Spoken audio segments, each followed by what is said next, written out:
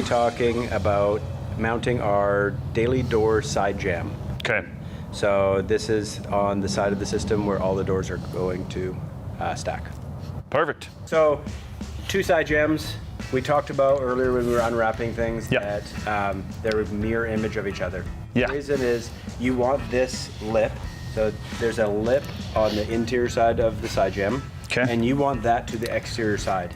And so being that you have one side jamb at either side, you're gonna want them to be mirror image so that this flashing is on the exterior side of the system, protecting from rain and wind. Okay. Now, when we were looking at them earlier, it looked like there was a small gap at the bottom. Yes.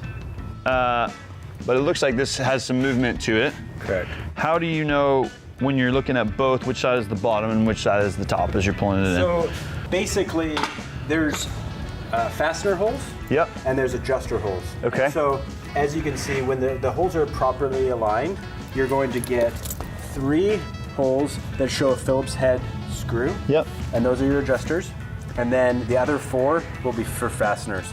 And you'll see that the holes in the front face here should align with the holes in the back face of this main body. Okay. Right? So if for some reason during shipping, this center, it's got springs on both ends that should align it close to where it's supposed to go. But if for some reason during shipping it's moved, you can just move it around until you find align those holes. Okay.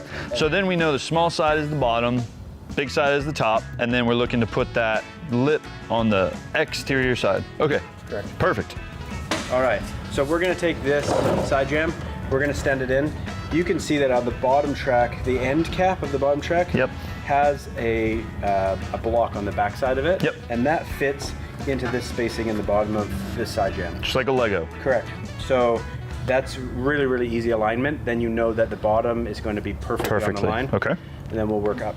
Now that cap is the same cap that we had taken off on this side, right? That's correct. Okay, perfect.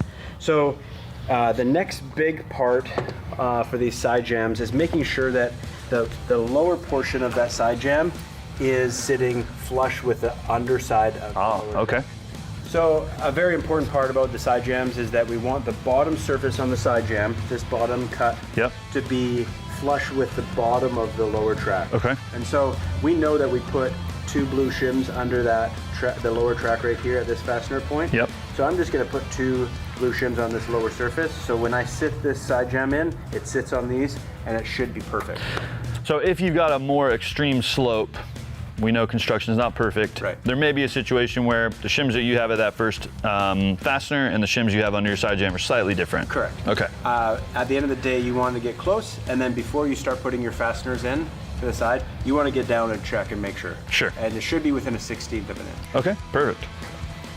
All right, so we're gonna lift this up. We're gonna slot the bottom in first, and it goes around the notches on that lower track.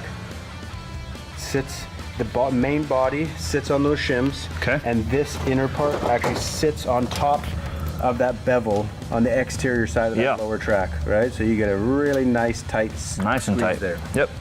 So now we're gonna stand this up.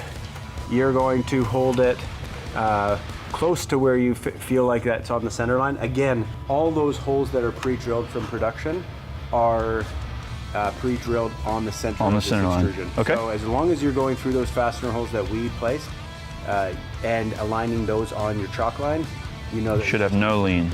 Okay, perfect. So you can see here, if the bottom is sitting correctly where it's supposed to, and this flashing is sitting on the exterior bevel, these holes are automatically going to line up perfectly. As long as your side jamb is sitting in the right spot in accordance with your lower track, we know that all those holes are going to line up and everything's going to go together right. So if you feel like there's some misalignment here, it's probably because the lower part of this side jamb is not sitting flush. Okay. All right. Now, as you said, some of these holes have metal shown, like silver metal. That's not where we're putting fasteners. Correct. That's the adjuster point. Okay. And so there should be no hardware in behind these fastener holes. Okay, got it. So I can put this screw through, and there's a hole in the back of that side jamb.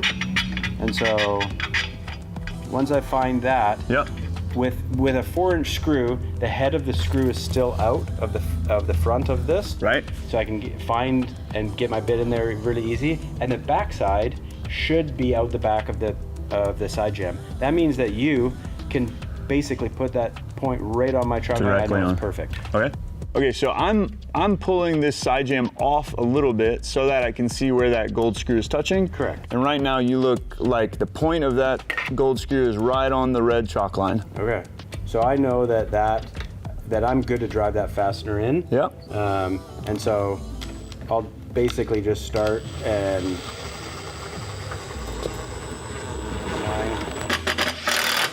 then. So this is similar to the bottom track where we put the fasteners in, but we didn't tighten them all the way down because we know we're putting shims behind. Yes. Okay, so it looks like this should be four different fastening spaces. Correct. You're gonna wanna go that way a smidgen. I just want to make sure that the point of my screw is going in the center of my chalk line.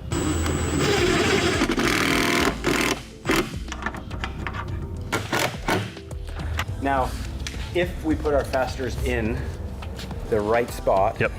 then we shouldn't worry about having to plumb this way. Only this way. Correct. Okay. So really I can set my laser out on the exterior or the interior Yep. and shoot an edge of this side jamb.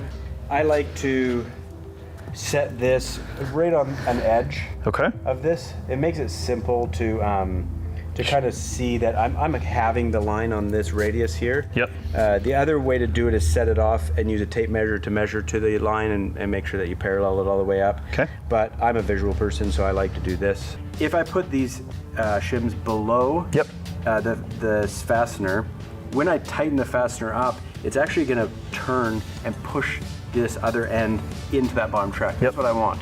So I don't want to necessarily be above the fastener because as I tighten, it could bow that side jamb away from this. Makes sense. So really, I want that. Get a good tight seal. Correct. Okay. So I'm going to start with one underneath. Uh-huh. Come up on the backside, and then really, with these tapered shims, I want as tight of a seal between my side jamb and my lower track here. Yep. Right, so I can take a rubber mallet and I can push these shims and it's really gonna press that side jamb into my lower track. All right. Now, if I'm looking and the exterior seal is tighter than the interior seal, Yep. I might have to add an extra wedge shim on the inside to get that configured correctly. Okay. This one looks really, really nice and tight. That's if the side jamb is twisting. It's not if it's moving front to back, it's if it's twisting around. It's twisting, yeah. So Okay. if the framing is twisted, Yep. I might have to have tapered. That's why I like the tapered shims. Okay, so you can stand and look at that green line. Yep. And as I push these shims together Yep. or pull them apart, it's going to move that side jamb in and out Right. I would say right now you need to go out. that way. Yes. And approximately how much? 16th. Okay. So naturally, as I run a screw in, Yep. it's going to move it a 32nd, Yep. maybe a 16th. I want to be as close as possible, so do you think I could go in a little bit more? Just a skosh more. And Yeah. how does that look? That looks good from here.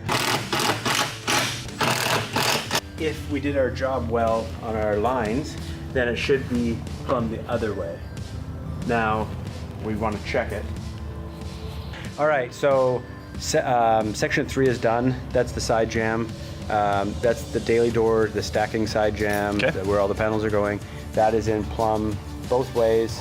It's sitting even with the bottom of the lower track. Yep. So we know it's sitting in the right height. And now we're ready to move to phase 4, and that will be installing the top track. Perfect. Let's do it. Cool.